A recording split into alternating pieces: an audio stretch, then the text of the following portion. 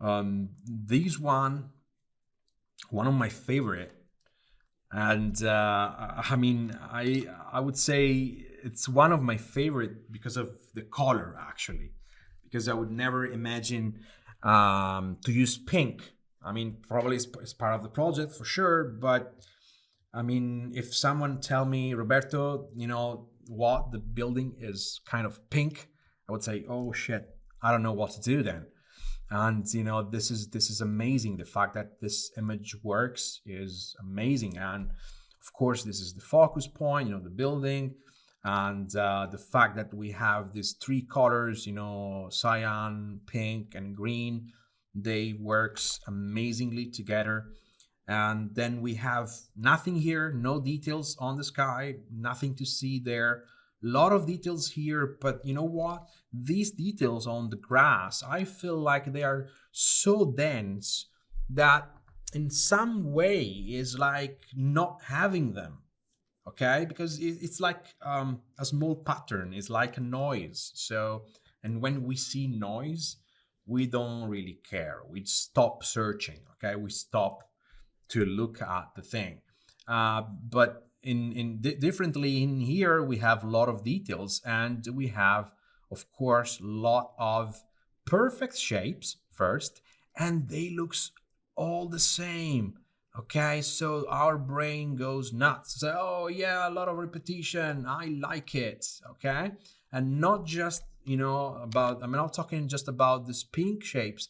I'm talking about these windows. Okay, you see, they look that there's something similar. I don't know if it's something on the glass or like curtain on at the bottom.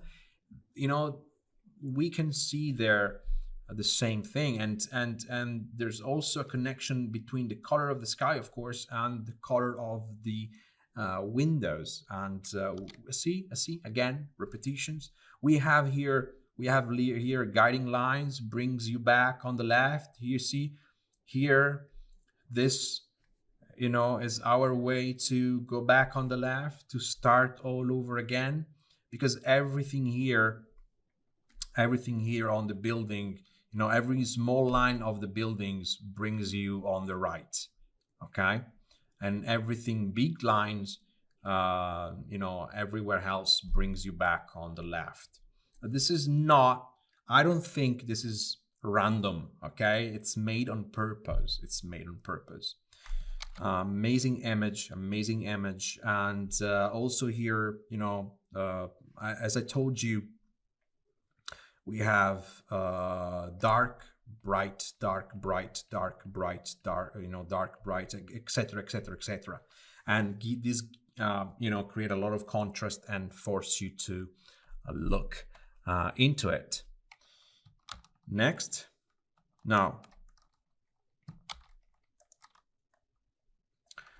this one is a nice example of. Oh, sorry. This is one is a nice example of repetition. We have something that looks like the same elements, the same building, and it's scattered all around, and so your eyes will basically jump, depending on the distance. And it also, the same concept happens with the trees, if you think about it. So you see, you have trees, and you can make connections, and you can you are guided to the center.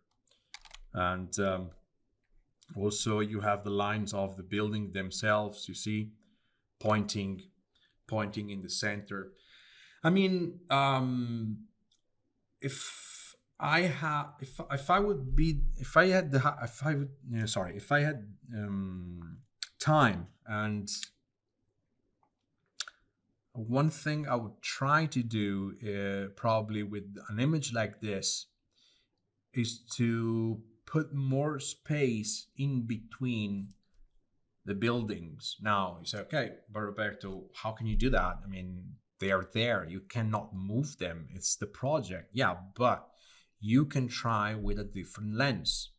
Okay, you can try with a lower focal length in order to put more distance in between the elements, okay? Because right now these elements, they look on the same, I would say, on the same line.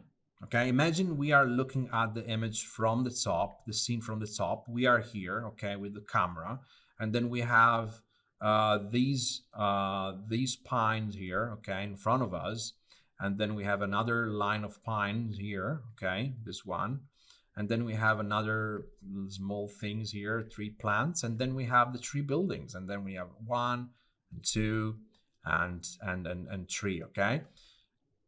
Think about it. These three buildings are basically on the same plane, okay, on the same distance between us and this line. I don't know. I normally like to, make something that looks close to me. So push this building closer, this one in the middle, this one like further away. But it also depends on the project itself, on the environment. Sometimes you can do it, sometimes you cannot. So I'm not judging the image. I'm saying if you find yourself in this situation, at least try. Okay, at least try.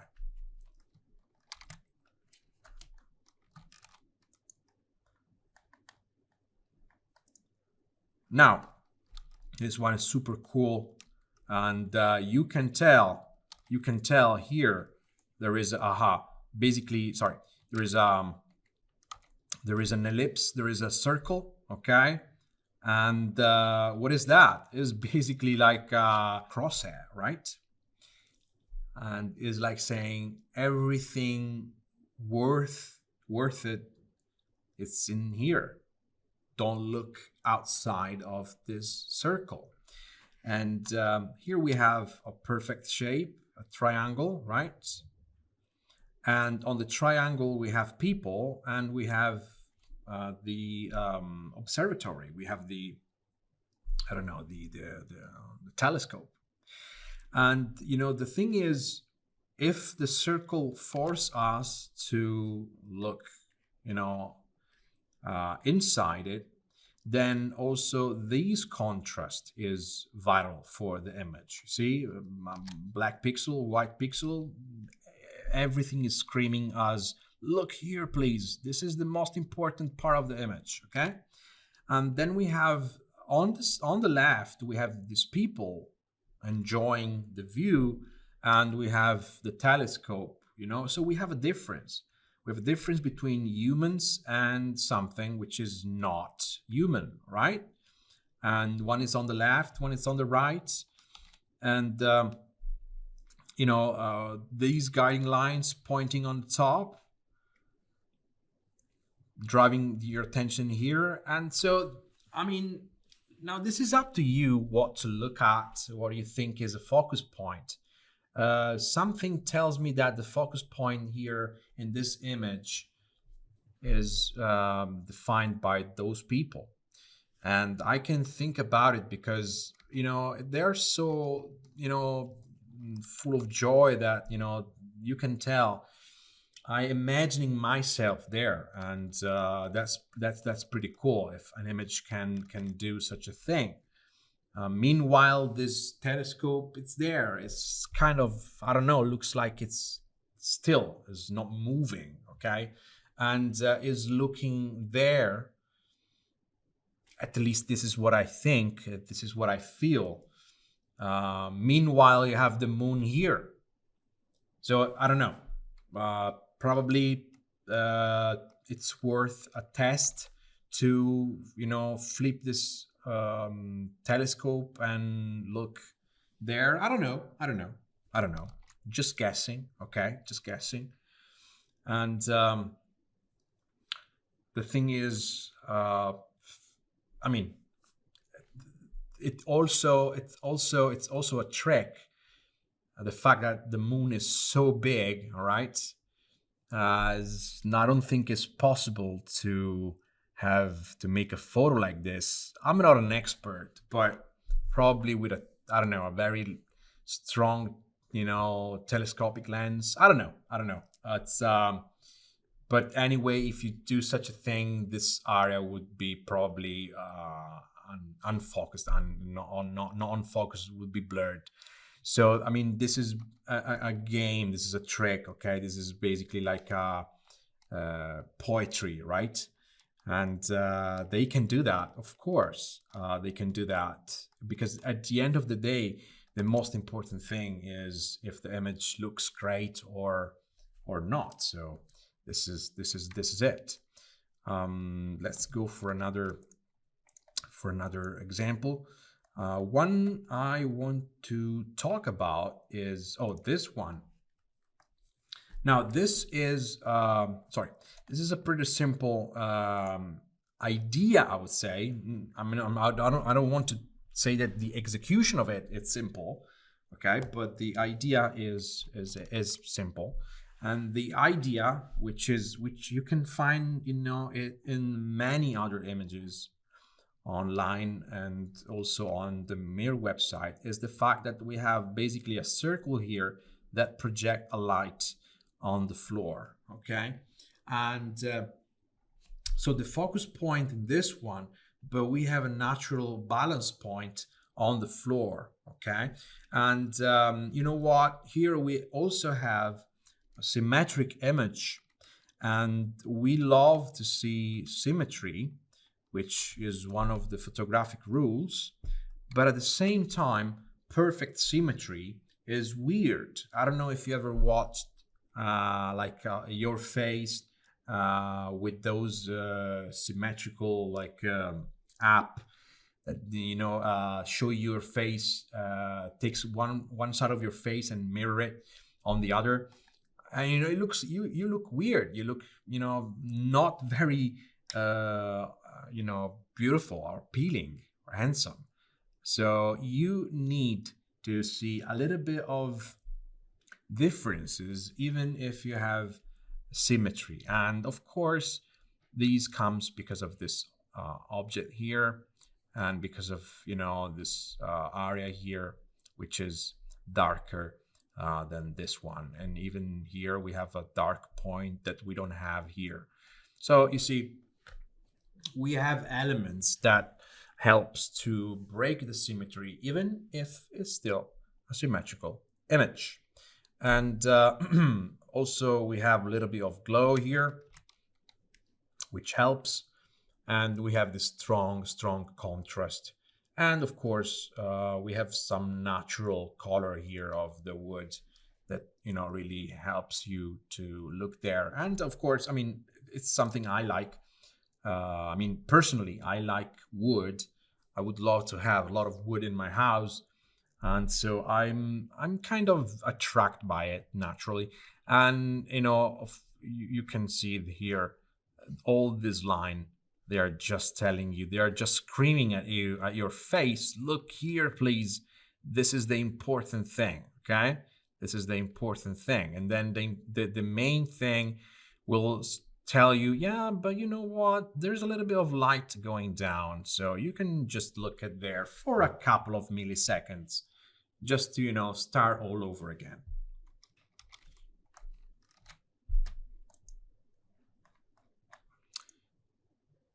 Also, this one is one of my favorite, and the reason is there is a game of differences here. Okay, so what are the differences? We have green, beautiful nature with a lot of different type of trees. Okay, different plants.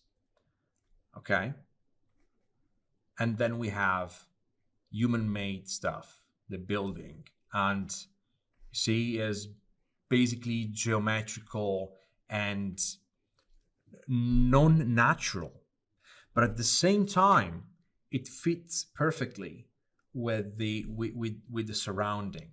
Okay, it's not a punch in the eye, even if those crazy shapes are very strong. And this is a triangle this is a strong line here, another strong line, and nothing here. See, sky completely white.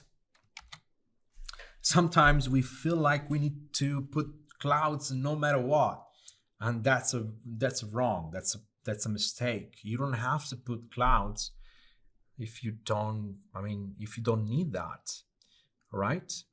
And I mean, I don't know if we have perfectly vertical, like you know, we have vertical lines here, perfectly, 9 degrees, orthogonal to the top, to the bottom here. And sometimes we don't have to.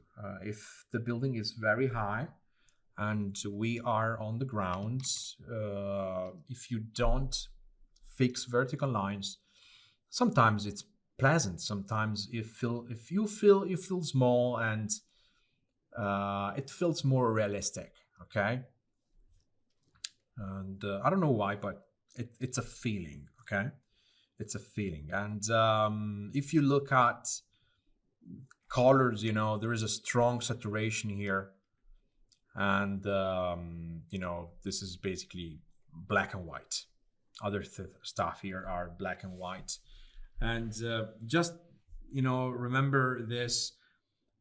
Color bleeding. Sometimes we talk about color bleeding. So when we have something with a strong saturation and light bounce on it, and so that color should go even on other stuff, on other objects, it doesn't really apply to this image, because there is an overcast lighting. So everything is kind of its own color. So there's a very strong difference between saturation on of the trees and on the building.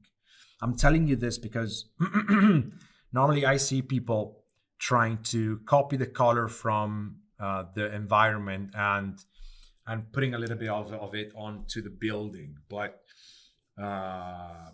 it's not very realistic most of the time. If we talk about photos, okay? Now let's go to Luxigone.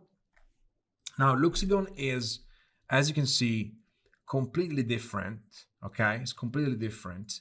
And one thing that very catch my attention when I look at Luxigone images is the use of the black, of the dark values.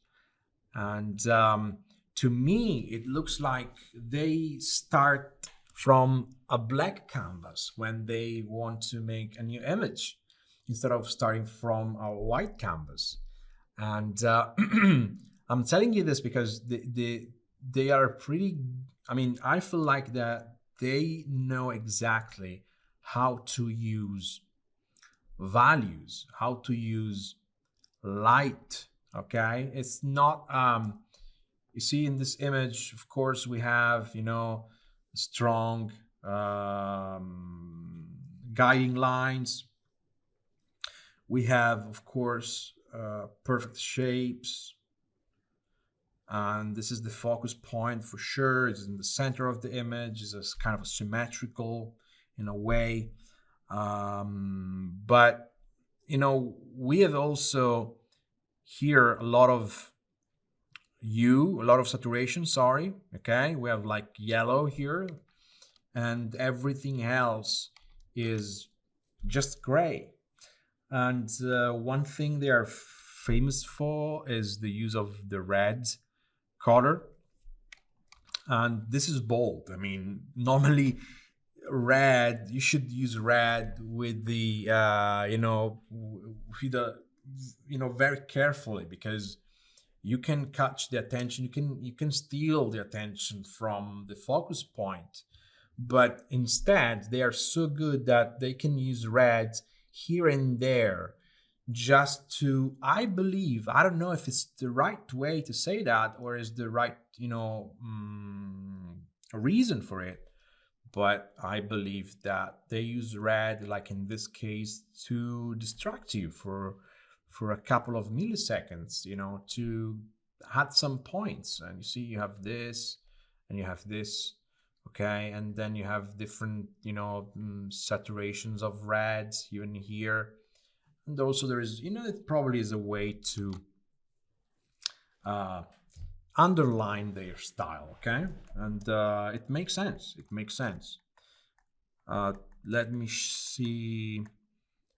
This is an incredibly complex image, for example. So, if you had to do something like this, I mean, it's normally not easy because there's so many things in there, okay, that can distract you.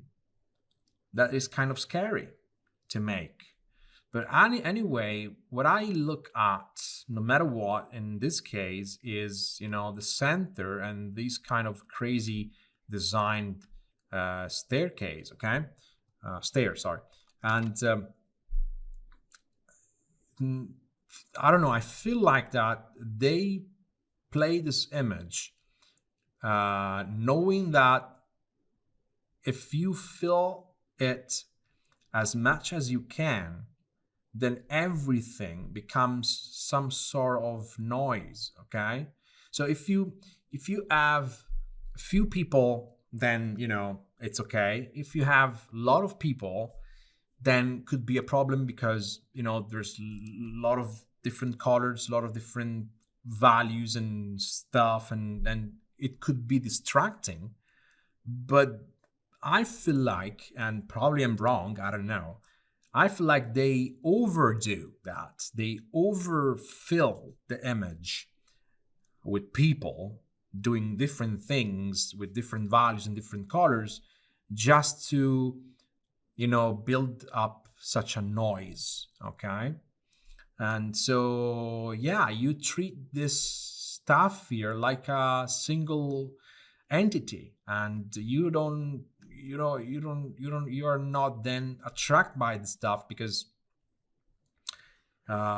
it's just noise. And you can look at this area here in the middle, which is also the area with the light, coming from the top.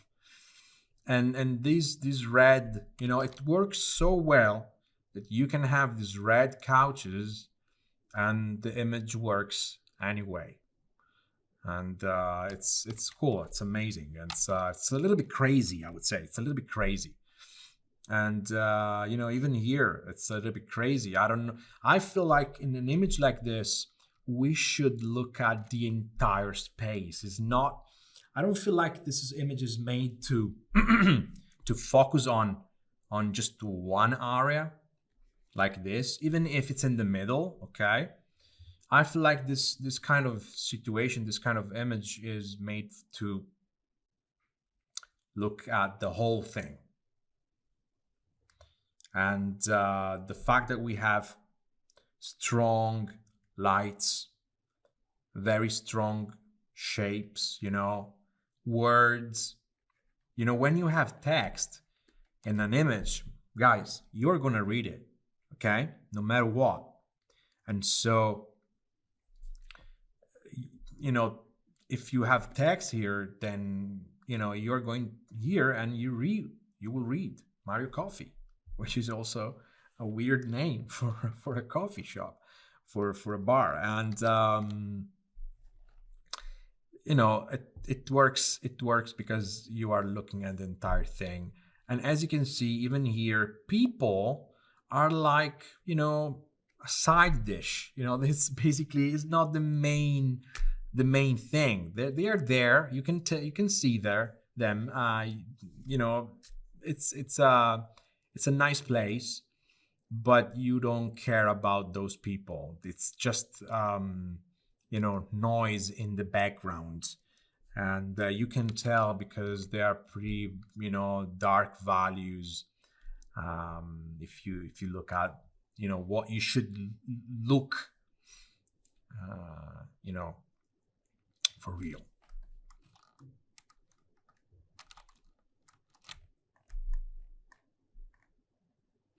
Now this is pretty cool. This is bold again, um, because I mean, probably is these ceiling is a very important part of the building itself for sure.